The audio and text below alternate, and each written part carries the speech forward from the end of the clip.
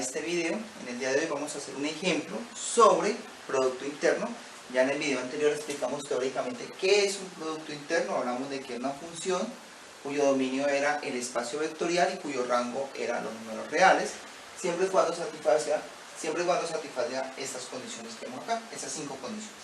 Entonces vamos a ver un ejemplo de un espacio vectorial R2 y una función que toma vectores de R2, se transforma en números reales, bajo una fórmula matemática que vamos a ver a continuación, y nuestro objetivo es demostrar que es un producto interno, es decir, demostrar que esto lo cumple para todos los vectores de R2.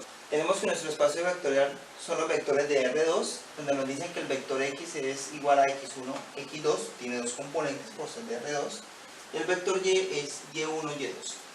Esto que vemos acá es la función de producto interno, que se define como 2 veces la multiplicación de las primeras componentes más 2 veces la multiplicación de las segundas componentes. Parece mucho el producto punto, y el producto punto es una función de producto interno, salvo que no tiene el 2 que vemos acá. Entonces tenemos que probar que eso es un producto interno. Entonces vamos a empezar con la demostración. Hay una regla que dice, la primera regla dice que si yo aplico esa función a un vector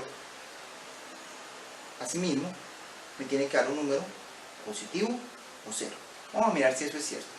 Entonces, si es el mismo vector, vamos a hacerlo con X, entonces dice 2 veces la primera componente por sí mismo, es decir, X1 por X1, que sería X1 al cuadrado,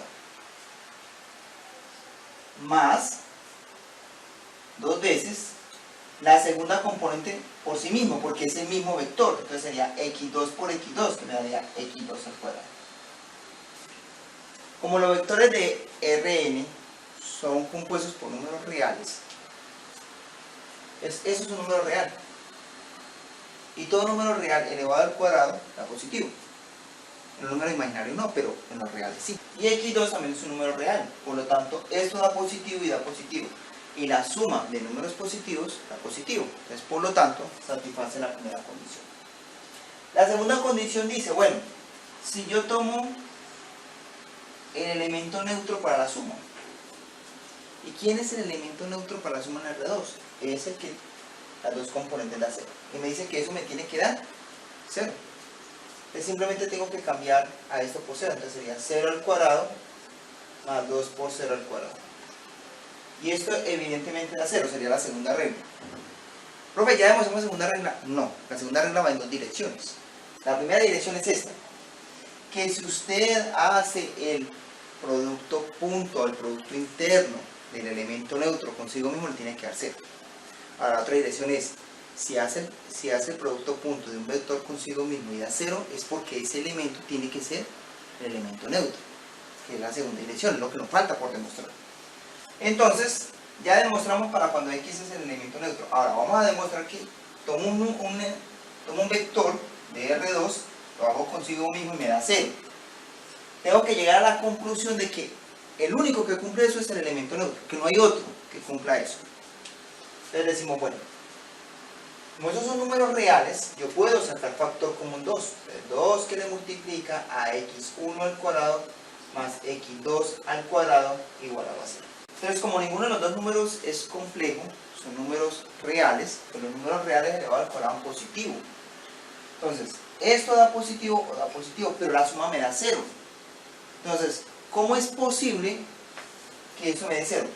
La única sería que uno de los dos fuera negativo, pero ninguno de los dos puede ser negativo. Entonces la única forma es que X1 sea 0 y X2 sea 0. Entonces ya demostré la segunda parte de la segunda regla, que si yo hago el producto interno de un vector por sí mismo y da 0, el único que cumple eso es el vector nulo. Si trabajo el vector nulo consigo mismo da 0, y si da 0 es porque es el vector nulo. Vamos para la tercera regla, vamos a demostrar que es conmutativo. Entonces, XY me da esto. Vamos a hacer al revés. YX. ¿Cómo está definida la fórmula? Está 2 veces la primera componente del primer vector, es decir, la primera componente de Y, que es Y1, por la primera componente del segundo vector, X1, más 2 veces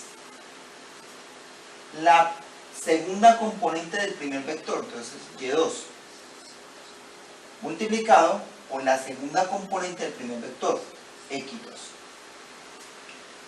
Y si lo pensamos un rato, esas dos expresiones son iguales porque son números reales. Los números reales cumplen la propiedad conmutativa. Es decir, multiplicar esos tres números reales así es lo mismo que tenerlos así porque son los mismos números reales. Luego que cambio por el orden. Entonces ya acabamos de demostrar la tercera propiedad. Vamos a demostrar esta, que es cuando el segundo vector también puede ser el primero, porque demostré la propiedad conmutativa del producto interno para esta función. Entonces, vamos a suponer que hay un número real que multiplica el segundo. Entonces, ¿cómo quedaría eso? Quedaría, voy a hacerlo por acá, lambda veces y es igual a tener lambda y1, lambda y2. Y voy a hacer el producto interno entre este vector y este vector. Entonces, siguiendo la fórmula sería 2 veces la primera componente del primer vector, que es x1, multiplicado por la primera componente de este, que es lambda y1, más 2 veces la segunda componente del primer vector, x2, multiplicado por la segunda componente del segundo vector, lambda y2. Entonces, como estos son números reales, porque lambda es un número real, entonces yo puedo multiplicar en cualquier orden, puedo hacer esto. Propiedad conmutativa, propiedad asociativa en los números reales, no hay problema, puedo sacar eso. Ahora, puedo sacar factor común lambda, que en sí es una propiedad distributiva de la multiplicación de reales con respecto a la suma. Entonces, yo puedo sacar factor común lambda, entonces quedaría lambda que le multiplica a 2x1y1 más 2x2y2. ¿Sí? Simplemente saqué factor común en los números reales. Pero esto es el operador, esto es el producto interno de xy. Así está definido, ¿verdad? Entonces ya demostré que si yo hago el producto interno de un vector por lambda veces otro vector, eso es igual a tener lambda veces el producto interno de esos dos vectores. Nos falta solamente una propiedad. Para esa propiedad necesito otro vector, entonces vamos a llamarlo z. Otro vector de R2, entonces va a ser de la forma x1, x2. Entonces, x, y más z. Entonces, esto es lo mismo que tener dos veces la primera componente del primer vector, x1, que le multiplique a la primera componente del vector suma. ¿Cómo sumo vectores en R2? Sumo componente a componente. Entonces, aquí tenemos y1 más z1. ¿Sí? Esa es la primera componente del vector suma. Más dos veces la segunda componente del primer vector, x2, que le multiplica por la segunda componente del segundo vector, que es la segunda componente de este, que es la suma de estos dos, que sería y2 más z2. Ahora, ¿qué vamos a hacer? Vamos a aplicar la propiedad distributiva de los números reales. Entonces tenemos 2x1 y1 más 2x1 z1 más, aquí también aplicamos propiedad distributiva, 2x2 y2 más 2x2 z2. Ahora voy a asociar, porque me interesa asociar algunos.